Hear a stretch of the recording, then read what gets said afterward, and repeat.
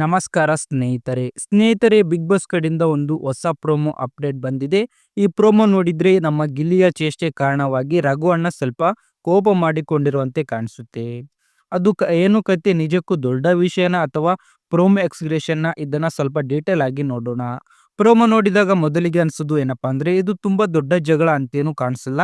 ಒಂದು small situation ಅನ್ನ music ಕಟ್ಗಳು ಹಾಕಿ main promo ಮಾಡಿರೋ ತರ ಫೀಲ್ ಕೊಡುತ್ತೆ.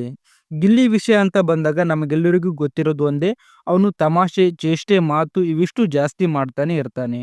ಕೆಲವೊಮ್ಮೆ ಅದು ಫನ್ ಆಗುತ್ತೆ, ಕೆಲವೊಮ್ಮೆ ಅದೇ ತಮಾಷೆ ಎದುರಾಳಿಗೆ ಇರಿಟೇಷನ್ ಕೊಡಬಹುದು. ಇಲ್ಲಿ ಕೂಡ ಅದೇ ಆಗಿರಬಹುದು. ಅಡಿಗೆ ಮನೆ ಸಿಚುವೇಶನ್ ಇರಬಹುದು ಅಥವಾ ಪುನಃ ಪುನಃ ಮಾತಾಡಿದ್ರಿಂದ ರಘು ಅಣ್ಣಗೆ ಸ್ವಲ್ಪ ಕಿರಿಕಿರಿ ಆಗಿರಬಹುದು. ಗಿಲ್ಲಿ ಅವರ ಇರಿಟೇಷನ್ ನೋಡಿದ್ರೆ ಅವರು ಯಾವಾಗ್ಲೂ ಲೈಟ್ ಆಗಿ ತಮಾಷೆ ಮಾಡೋದು ಅವರ ಸ್ಟೈಲ್. ಕೆಟ್ಟ ಉದ್ದೇಶ ಇಲ್ಲ ಅನ್ನೋದು ಕ್ಲಿಯರ್ ಆಗಿ ಕಾಣಿಸುತ್ತೆ. ಆದ್ರೆ ಎದುರಾಳಿ ಯಾವ ಮೂಡ್ನಲ್ಲಿ ಇದ್ದಾರೆ, ಎಷ್ಟು ಬಾರಿ ಕೇಳೋದು ಅವರಿಗೆ ಕನ್ಫರ್ಮಿಟಲ್ ಅನ್ನೋದು ಅದು ಕೂಡ ಮ್ಯಾಟರ್ ಆಗುತ್ತೆ. ಇಲ್ಲಿ ರಘು ಅಣ್ಣ ಕಡೆಯಿಂದ ಸ್ವಲ್ಪ ಸ್ಟ್ರಾಂಗ್ ರಿಯಾಕ್ಷನ್ ಬಂದಿರಬಹುದು. ಅದಕ್ಕೆ ಕಾರಣ ಇರಿಟೇಷನ್ ಆಗಿರಬಹುದು ಅಥವಾ ಟೈಮ್ ಮಿಸ್ಮ್ಯಾಚ್ ಆಗಿರಬಹುದು. ನನ್ನ ಪರ್ಸನಲ್ ಅಭಿಪ್ರಾಯ ಹೇಳ್ಬೇಕಂದ್ರೆ ಇದು ಫ್ರೆಂಡ್ಶಿಪ್ ಆಗುವ ಸಾಮಾನ್ಯ ಮಿಸ್ಅಂಡರ್ಸ್ಟ್ಯಾಂಡಿಂಗ್ ತರಾನೇ ಕಾಣಿಸುತ್ತೆ.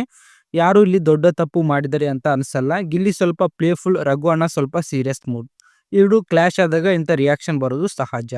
ಪ್ರೋಮೋದಲ್ಲಿ ಇದನ್ನ ದೊಡ್ಡದಾಗಿ ತೋರಿಸಿದ್ದಾರೆ. ಎಪಿಸೋಡ್ ನೋಡಿದಾಗ ಬಹುಶಃ ಇದು ಸಣ್ಣ ವಿಷಯ ಆಗೇ ಇರಬಹುದು. ಇನ್ನೊಂದು ವಿಷಯ ಏನಪ್ಪಾ ಅಂದ್ರೆ ಇತ್ತೀಚೆಗೆ ಪ್ರೋಮೋಗಳಲ್ಲಿ ಕಂಟೆಂಟ್ ಸ್ವಲ್ಪ ಥಿಂಕ್ ಆಗ್ತಾ ಇದೆ ಅನ್ನೋದು ಡೌಟ್ ಕೂಡ ಬರುತ್ತೆ.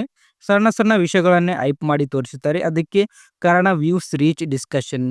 ಗಿಲ್ಲಿ ಇದ್ರೆ ರೀಚ್ ಬರ್ತಿದೆ ಅನ್ನೋದು ಬಿಗ್ ಬಾಸ್ ಟೀಮ್ಗೆ ಗೊತ್ತಿದೆ. ಅದಕ್ಕಾಗಿ ಈ ಸಿಚುವೇಶನ್ ಅನ್ನ ಪ್ರೋಮೋ ಮಾಡಿರಬಹುದು. ಒಟ್ಟಿನಲ್ಲಿ ಹೇಳ್ಬೇಕಂದ್ರೆ ಇದು ದೊಡ್ಡ ಫೈಟ್ ಅಲ್ಲ, ಯಾರನ್ನು ವಿಲನ್ ಮಾಡೋ ಅಗತ್ಯ ಇಲ್ಲ.